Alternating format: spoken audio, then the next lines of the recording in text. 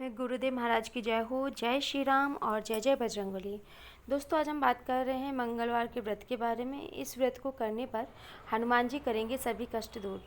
चलिए बात करते हैं हनुमान जी से जुड़े इस व्रत के बारे में।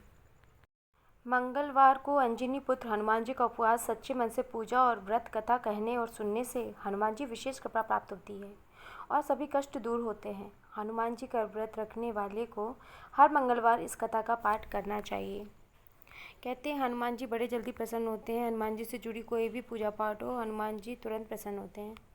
हनुमान जी को पराक्रम, बल, सेवा और भक्ति के आदर्श देवता माना जाता है। इसी वजह से पुराणों में हनुमान जी को सकल गुण निधान भी कहा गया है। गोस्वामी तुलसीदास ने भी लिखा है कि चारों जुग प्रताप तुम्हारा, है प्रसिद्ध जगत उजियारा। इस चौपाई का अर्थ है हनुमान जी इकलौते ऐसे देवता हैं जो हर युग में किसी न किसी रूप गुणों के साथ जगत के लिए संकट मोचन बनकर मौजूद रहेंगे। शास्त्रों में कहा गया है कि हनुमान जी की सेवा करने और उनका व्रत रखने से उनकी विशेष कृपा अपने भक्तों पर बनी रहती है। जानिए मंगलवार की व्रत कथा और पूजन विधि। शास्त्रों के अनुसार हनुमान जी का व्रत करने से कुंडली में मौजूद सभी ग्रह शांत हो जाते हैं और उनकी असीम कृपा प्राप्त होती है। अपने भक्तों पर आने वाले हर संकट को हनुमान जी दूर करते हैं। संतान प्राप्ति के लिए हनुमान जी का व्रत फलदायी माना जाता है। इस व्रत को करने से भूत प्रेत और काली शक्तियों पर प्रभाव नहीं पड़ता। मंगलवार का व्रत करने से सम्मान, साहस और पुरुषार्थ भी बढ़ता है। व्रत वाले दिन सूर्योदय से पूर्व उठकर स्नान कर लें और संभव हो तो इस दिन लाल वस्त्र जरूर पहनें। इसके बाद पूजा की तैयारी करें। पूजा के लिए अपने घर के ईशान कोण में हनुमान जी की मूर्ति स्थापित करें और फिर श्री हनुमान जी की मूर्ति के समक्ष देसी घी का दीपक जरूर जलाएं और उस दीपक में 2 लौंग अवश्य डालें। मैं डालती हूँ इसलिए मैं आपको बता रही हूँ। ये इच्छा पूर्ति का बहुत अचूक उपाय है कि अगर आपको हनुमान जी से अपनी कोई भी बात मनवानी है तो दीपक के साथ ये प्रयोग करके आप देखिएगा। मेरी इच्छा पूरी हुई है तो आपकी ज़रूर होंगी। हनुमान जी का व्रत लगातार 21 मंगलवार करना चाहिए। मंगलवार के दिन ब्रह्म मुहूर्त में उठकर स्नान वगैरह निवृत्त होकर सबसे पहले हनुमान जी का ध्यान करें और व्रत का संकल्प लें। इसके बाद ईशान कोण की दिशा यानी उत्तर पूर्व कोने में किसी एकांत स्थान पर हनुमान जी की मूर्ति या तस्वीर स्थापित करें और उनके समक्ष देसी घी का दीपक अवश्य जलाएं और उनको भोग में गुड़ चने भी आप रख सकते हैं और आपकी श्रद्धा हो जो भी आप घर में बनाएं वो भोग के लिए आप रख सकते हैं, लेकिन घर का बना हो इसका आप अवश्य ध्यान रखें। व्रत कथा पढ़ें और उसके बाद हनुमान जी की आरती करके हनुमान चालीसा और श्री राम जी की स्तुति करना बिल्कुल भी ना भूलें। अच्छा, बात करते हैं मंगलवार व्रत के फ़ायदे क्या हैं।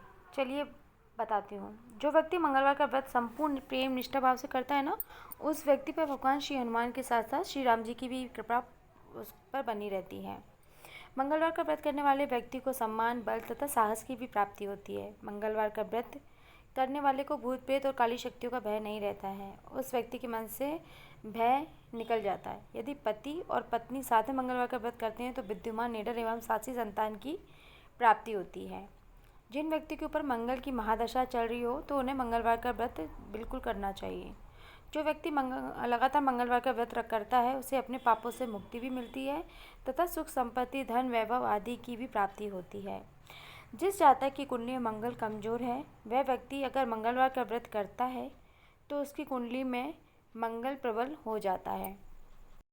भगवान श्री हनुमान के भक्त हनुमान जी को प्रसन्न करने के लिए मंगलवार का व्रत करते हैं। मंगलवार का व्रत करने से व्यक्ति के ऊपर भगवान हनुमान की कृपा सदैव बनी रहती है। जो व्यक्ति मंगलवार का व्रत करते हैं उनके जीवन में दुख, कलेश, संकट, भय जैसी समस्याएं उत्पन्न होती ही नहीं है।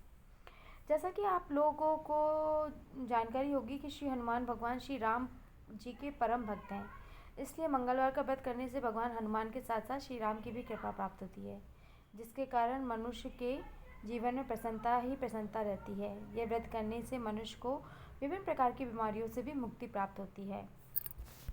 व्रत रखने में क्या क्या सावधानी बरतनी चाहिए, चलिए बात करते हैं। इस दिन नमक का सेवन बिल्कुल भी नहीं करना चाहिए। मंगलवार के दिन उत्तर और पश्चिम दिशा में यात्रा करना वर्जित होता है। इस दिन आपको लोहे की वस्तुएं भी नहीं खरीदनी चाहिए। इसके साथ साथ कैंची, चाकू जैसे धारदार वस्तुएं भी नहीं खरीदनी चाहिए। इस दिन वाहन लेने से भी बचना चाहिए। इस दिन मांस, मछली, अंडा आदि मांसाहारी भोजन का सेवन बिल्कुल भी ना करें। किसी भी व्यक्ति पर अनावश्यक रूप से क्रोध ना करें, यह आपके लिए बहुत घातक साबित हो सकता है। मंगलवार के दिन किसी भी व्यक्ति को कर्ज ना दें क्योंकि उसके वापसी की संभावना बहुत कम हो जाती है। मंगलवार के व्रत को कम से कम 21 दिन तक तो ज़रूर करना चाहिए, और जो व्यक्ति इससे अधिक व्रत करना चाहता है वह व्यक्ति अधिक मंगलवार का व्रत कर सकता है। लेकिन यदि आप ज़्यादा दिन तक मंगलवार का व्रत नहीं करना चाहते हैं तो आप कम से कम 21 दिन तक का व्रत करने का संकल्प लें। शाम के वक्त स्नान करके हनुमान जी के सामने तेल या घी का दीपक जलाकर संपूर्ण निष्ठा एवं प्रेम भाव से आरती करें। तत्पश्चात आरती को परिवार के सभी सदस्यों को दिखाएं, और आपने भगवान हनुमान जी को जो भी भोग लगाया हो वो भोग सभी परिवार वालों को बांटें और खुद भी खाएं। ऐसे कहा जाता है कि मंगलवार के व्रत में शाम को मोतीचूर या बेसन के लड्डू का भोग लगाएं तथा उसी भोग को स्वयं भी ग्रहण करें। देखिए, ये तो शास्त्र सम्मित बातें हैं, लेकिन अगर मान लीजिए आप हमारी किसी किसी के पॉकेट अलाउ नहीं करती, जो बेचारे नहीं कर सकते, अफोर्ड नहीं कर सकते, तो ऐसा कुछ नहीं है कि आप हनुमान जी को लड्डू का ही भोग लगाएंगे तो ये हनुमान जी आपकी पूजा स्वीकार करेंगे, आपको वरदान देंगे। ऐसा बिल्कुल भी नहीं है।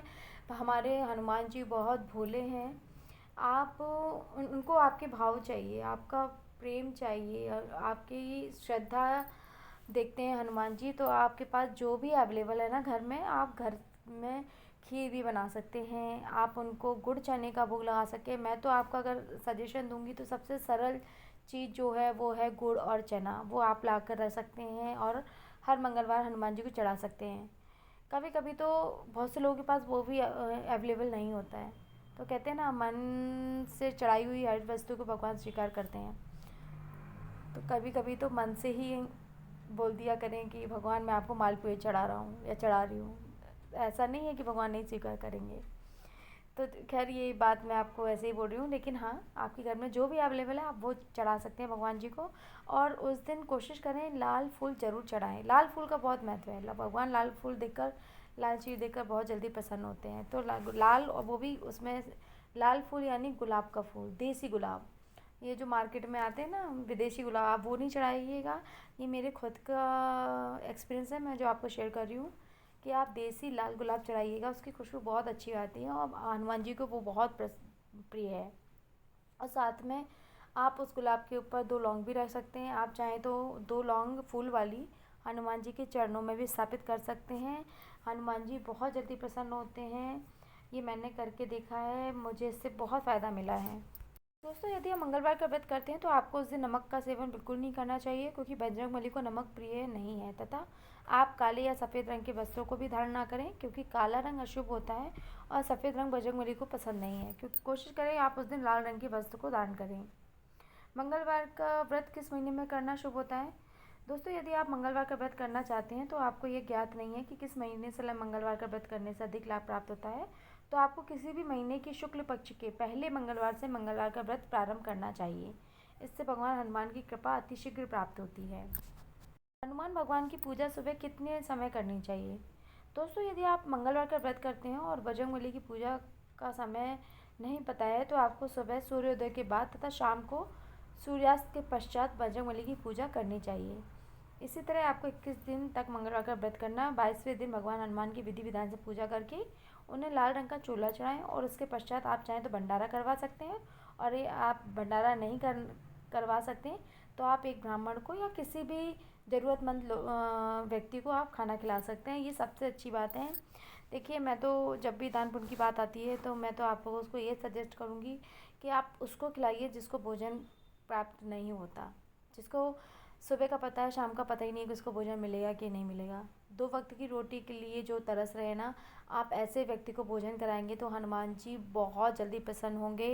ये आजमाया हुआ टोटका कह लीजिए या उपाय मान लीजिए, ये बहुत कारगर है। मैं आपको यही सजेस्ट करूँगी कि अगर आपको किसी को खिलाना है ना तो आप उसको खिलाइए जिसको रोटी नसीब नहीं है। और फिर आप उसको जब खिलाएंगे तो वो कितनी दुआएं, कितना आशीर्वाद देगा, तो वो आशीर्वाद आप ही को लगेगा और आपके बिगड़े हुए काम सब बनते चले जाएंगे।